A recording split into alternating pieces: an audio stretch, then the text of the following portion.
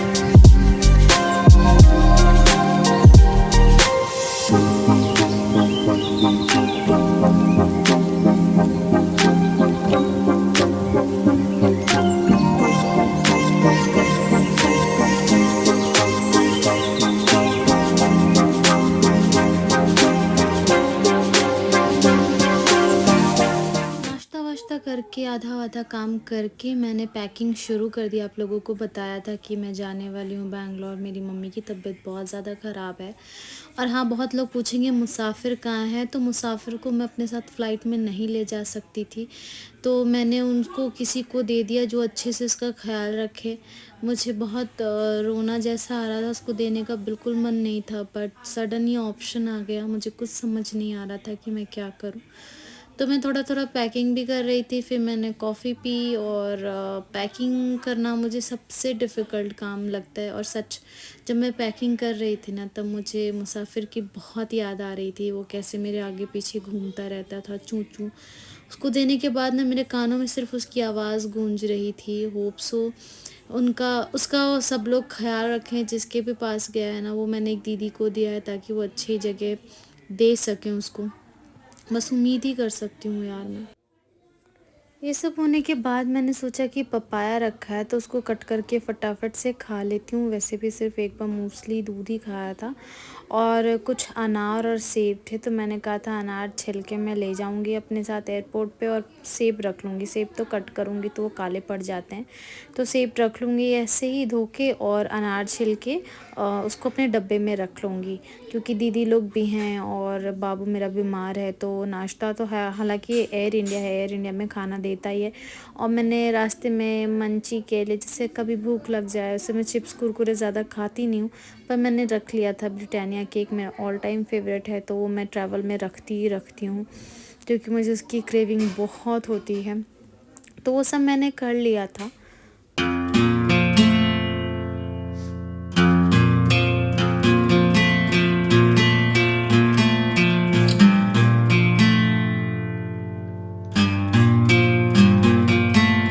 सारा पैकिंग वैकिंग मैंने अच्छे से कर लिया था, और मैं ऑटो बुलाने गई थी। ऑटो, क्योंकि यहाँ जहाँ मैं रहती हूँ ना, वहाँ ऑटो आता नहीं। फिर मैंने ऑटो बुलाया, ऑटो लेके मैं फिर गई एयरपोर्ट। हालांकि मैं थोड़ा पहले ही थी, दीदी लोगों से बात हुई थी तो वो लोग लेट थे, बट हाँ मुझे ऐसा लग रहा था कि वो लोग भी टाइम से पहुँच जाएंगे, पर वो लोग भी बहुत लेट हो गए थे। मुझे तो खुद का ही डर लग रहा था कि कहीं मैं ही ना लेट हो जाऊँ। मुझे ना एयरपोर्ट और ये ट्रेन सब जाने में ना बहुत डर लगते रहता है। पर मैं तो टाइम से पहुंच गई थी एयरपोर्ट। और देख लो, ये बीच में आपको ट्रैफिक दिख रहा होगा, जब मैंने मैप ऑन करा था तब भी ट्रैफिक ही दिख रहा था। पर मैं एयरपोर्ट पहुंच गई, और एयरपोर्ट पहुंच के फिर मैंने दीदी को फ़ोन करा। ये इंटरनेशनल एयरपोर्ट था। फिर मैंने दीदी को फ़ोन करा, आप किधर हो, कहाँ पहुँचे हो? तो उन्होंने भी कहा 15 मिनट में मैं पहुँच जाऊँगी। तो मैं बाहर ही उनका 1 घंटे वेट कर रही थी।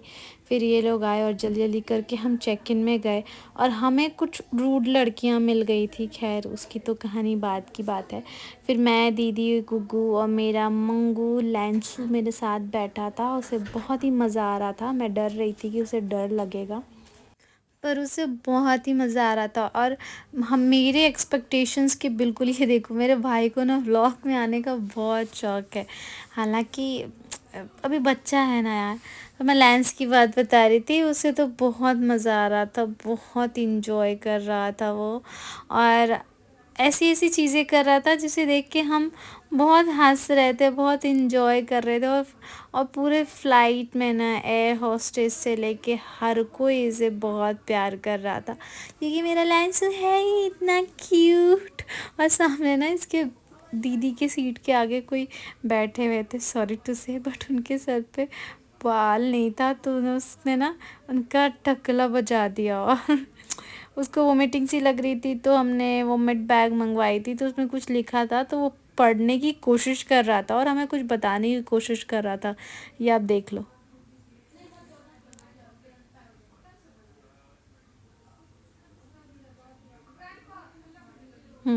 देखा? तो वो कुछ कुछ अपनी भाषा में बोल रहा था, अपनी लैंग्वेज में। तो हम उसे अपनी लैंग्वेज में बता रहे थे ताकि वो सीखे। और जैसे कि मैंने बताया, उसको बहुत मज़ा आ रहा था, वो बहुत मज़े कर रहा था। वो तो जब फ्लाई होने वाली थी प्लेन, तब वो खड़े होके विंडो के पास वो देख रहा था मज़े लेके। फिर सब, जो भी कार्ड, जो भी सीट के सामने रखी थी, सब वो खोल के अपना हर चीज़ करने की कोशिश कर रहा था।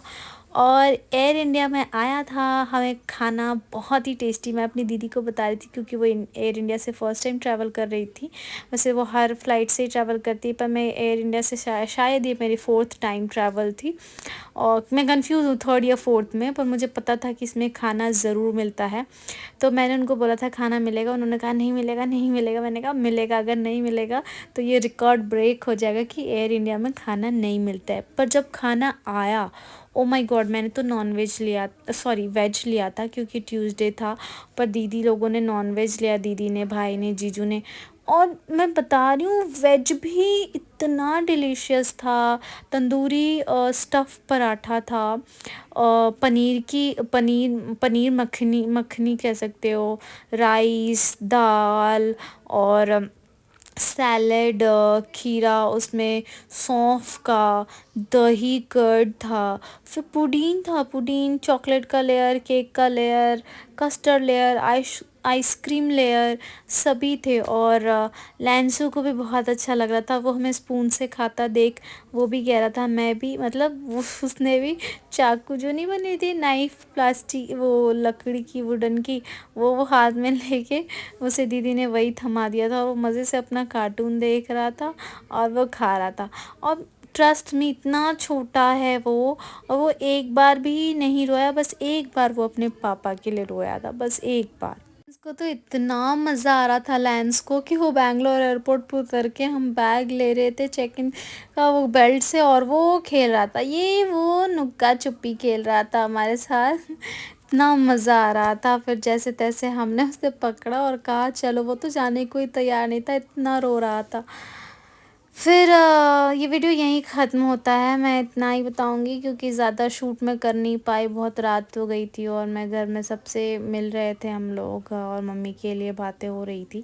होप आप लोगों को ये वीडियो बहुत पसंद आया होगा, तो please like share subscribe and comment करना ना भूलें। और उससे भी ज़्यादा जो मेरी माँ के लिए सबसे ज़रूरी है, प्रेयर।